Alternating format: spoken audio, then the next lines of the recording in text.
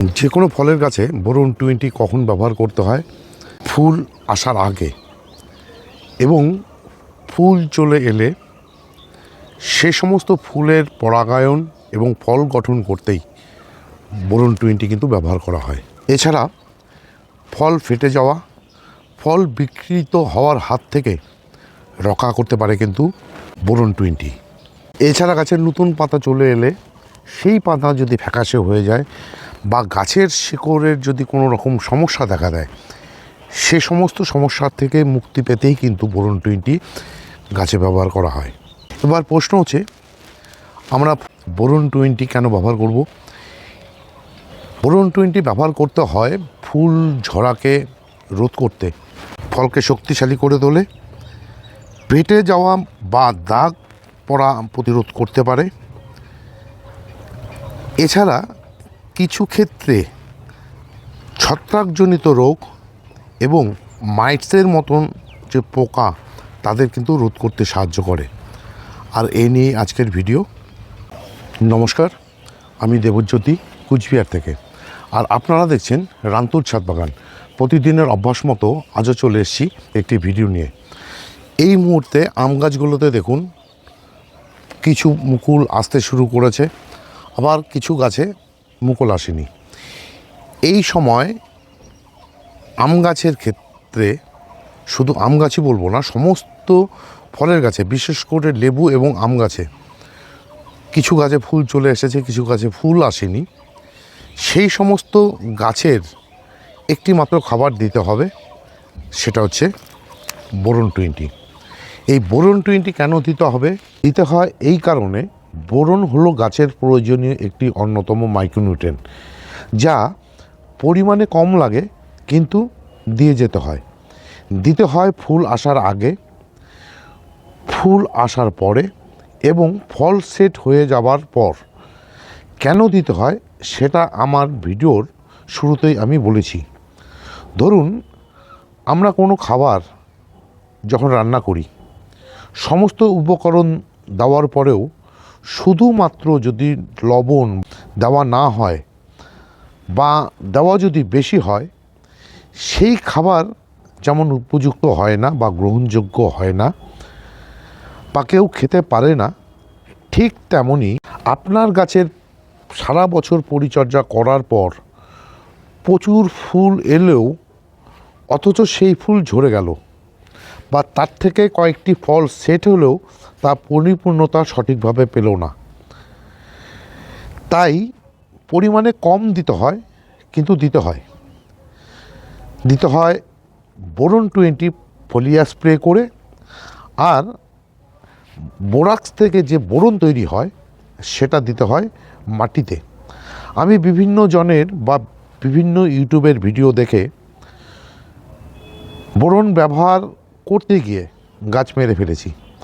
তার থেকে শিক্ষা নিয়েই যখন বোরন সম্বন্ধে পড়াশোনা করি এবং তার থেকে যা শিখেছি বা শিখতে পেরেছি, সেটাই এখন আপনাদের সামনে আমি তুলে ধরব।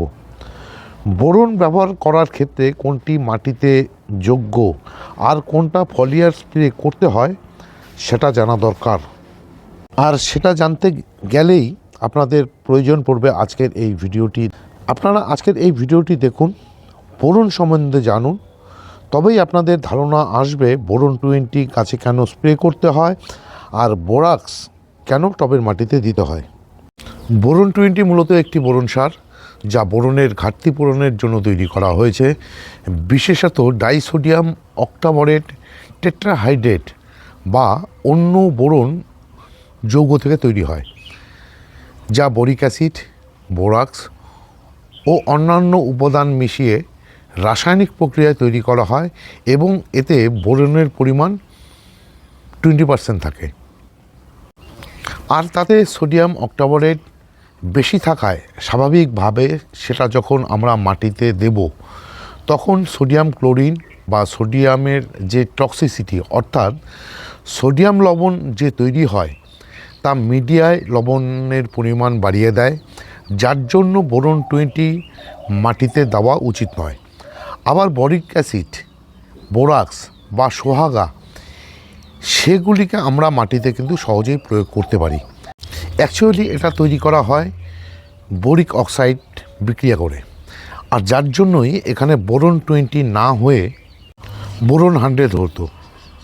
এখানে বোরন 20 ভাগ বাদ দিয়ে বাকি 80 ভাগ রয়েছে কিন্তু অন্যান্য উপাদান, যা মাটির সাথে বিক্রিয়া করে লবণ তৈরি করবে, আর যার জন্যই মাটিতে বিষক্রিয়া তৈরি হয়ে যাবে। আর এই মাটির বিষক্রিয়ার ফলে গাছের ফিডার রুট নষ্ট হবে এবং গাছের ডাইব্যাক লাগবে, এমনকি কচি পাতাও জ্বলে যেতে পারে। আর সেই জন্যই আপনারা বোরন 20 যখন কিনতে যাবেন, যে কোনো কোম্পানিরই হোক, তাতে কিন্তু লেখা থাকবে ফোলিয়ার স্প্রে, আর তাতে যে ডোজ লেখা থাকে তাতে লেখা থাকে 1 লিটার জলে 2 গ্রাম। কিন্তু তার থেকেও যদি কম দেওয়া যায় বা কম দিলে কিন্তু গাছের উপকারে বেশি লাগে। তার কারণ হচ্ছে গাছে বোরনের চাহিদা কিন্তু থাকে, তবে সেটা বেশি নয়। বেশি দিলে সেটাকে স্টোর করে রেখে দেবে, আর গাছে বোরন দিলেই সেটাকে সে ইনট্যাক্ট করে নেবে। আর সেই স্টোর করে রাখার ফলে গাছে যখন বেশি হয়ে যাবে, কাণ্ডর থেকে সেটাকে কিন্তু পাতায় ঠেলে দেবে, আর তাতেই পাতা পুড়তে শুরু করবে। তাই বোরন প্রতি লিটার জলে 0.5 গ্রাম করে যদি দেওয়া যায়, সেখানে আপনারা 2 বার দিন, 3 বার দিন, এতে কিন্তু গাছের জন্যই বা ফুল ফলের জন্যই বেশি উপকারে লাগবে। আর এসব কারণের জন্যই বোরন 20 ফলিয়ার স্প্রে করতে হয়, মাটিতে দিতে হয় না।